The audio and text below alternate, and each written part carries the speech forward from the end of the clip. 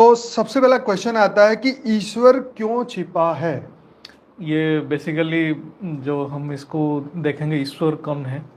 ईश्वर को नहीं, ईश्वर क्यों छिपा हाँ, हुआ है? वो पहले हम उसको जानेंगे कि जिसने सृष्टि को सर्जन किया और वही छिप गया, वही छुप गया। सूर्य की तरह दिखाई क्यों नहीं देता सबके हाँ, सामने?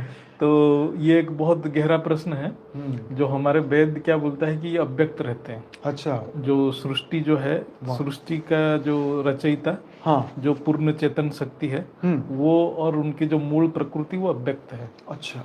जब संकल्प बढ़ते चला तो सृष्टि व्यक्त में आने लगा। अच्छा।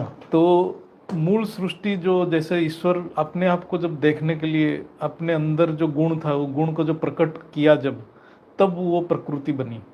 तो वो प्रकृति के अंदर जब आत्माएं भी रचना हुई तो आत्माएं भी अपने संकल्प करने लगे, तभी सृष्टि व्यक्त में आया। इसीलिए जो मूल ईश्वर है, जिसको हम रचयिता कहते हैं, वो हर पल अव्यक्त ही रहता है। और वो जब सृष्टि में, जैसे सृष्टि में वो तीनों रूप में प्रकट होते हैं समय के साथ, जैसे सृष्टि को संचालन करना पड़ता है उनको।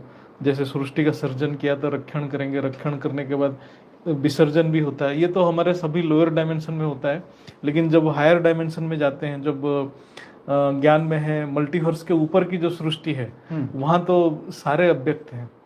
मतलब आत्मा भी अव्यक्त है, रचना भी अव्यक्त है, रचयिता भी अव्यक्त है। तो वहाँ डायरेक्ट आत्मा परमात्मा से कनेक्ट होते हैं, लेकिन हमारे जो सृष्टि है वहाँ पर ईश्वर अव्यक्त रहते हैं।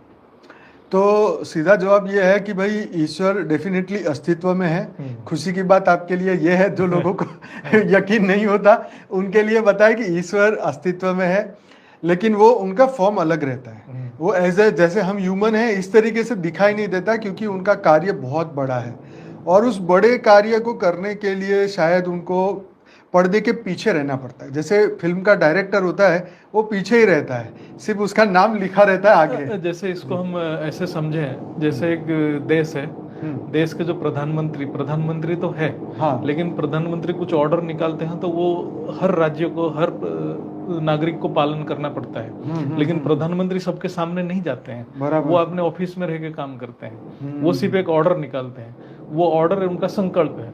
वो संकल्प चारों तरफ एप्लीकेबल होता है, पूरा सृष्टि के चारों ओर वो संकल्प एप्लीकेबल होता है। राइट। तो ये क्या ये लुका छिपी जो है उसका लीलात्मक स्वभाव है?